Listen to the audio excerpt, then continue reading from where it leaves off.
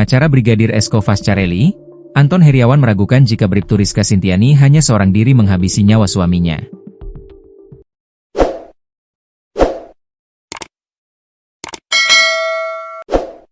Keraguan Anton Heriawan setelah melihat kondisi jasad Brigadir Esko Fascarelli dan hasil autopsi.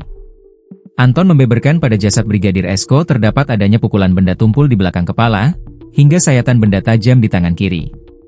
Ditambahkan Anton, keluarga menduga ada pelaku lain yang membantu Bribtu Rizka dalam aksi kejinya ini.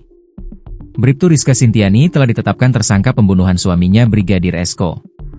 Brigadir Esko sendiri ditemukan tak bernyawa dalam keadaan tubuh tergantung dan terikat di sebuah kebun yang letaknya berjarak sekitar 50 meter dari rumahnya, pada Senin, 25 Agustus 2025.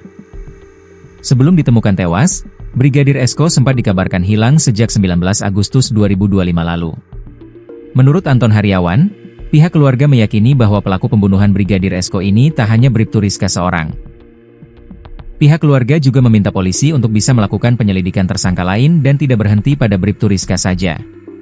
Kami apresiasi mereka bekerja siang dan malam untuk mengungkap kasus itu.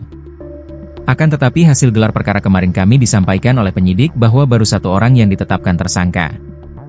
Kami meminta kepada penyidik untuk tidak hanya berhenti kepada si R saja, kata Anton dikutip tribunnews.com dari Kompas TV, Minggu, 21 September 2025. Anton menuturkan, pihak keluarga merasa Bribtu Rizka sebagai seorang perempuan tidak mungkin mampu melakukan pembunuhan Brigadir Esko ini seorang diri.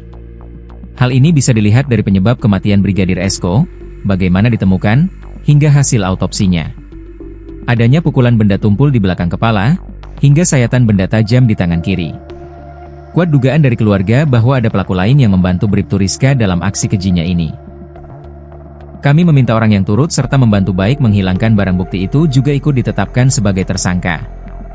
Karena kami yakin dari hasil autopsi kemarin almarhum Brigadir Esko itu kan meninggal karena pukulan benda tumpul di belakang kepala dan terus ada sayatan benda tajam di tangan kiri.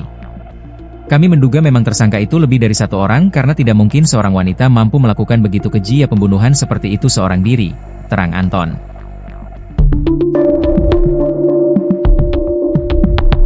Bribtu Rizka resmi ditetapkan sebagai tersangka dalam kasus kematian suaminya, Brigadir Esko, namun ia menolak mentah-mentah tudingan tersebut.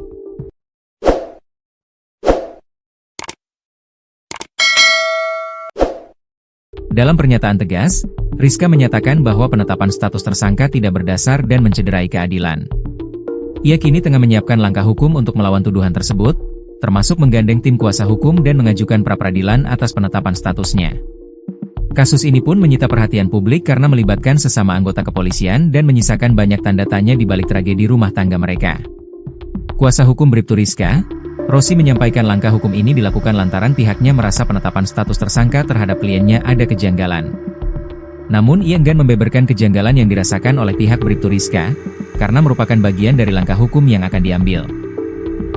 Kami belum bisa menyampaikan secara rinci ke publik, karena masih kami siapkan dalam kerangka langkah hukum resmi, kata Rosi kepada Tribun Lombok. Bribtu Rizka ditetapkan sebagai tersangka berdasarkan hasil gelar perkara yang dilakukan, penyidik dari Polres Lombok Barat dan Polda Nusa Tenggara Barat, NTB, Jumat, 19 September 2025, sore kemarin. Sebelum adanya tersangka dalam kasus kematian janggal anggota Polsek Sekotong ini, polisi sudah melakukan olah tempat kejadian perkara dengan melibatkan anjing pelacak.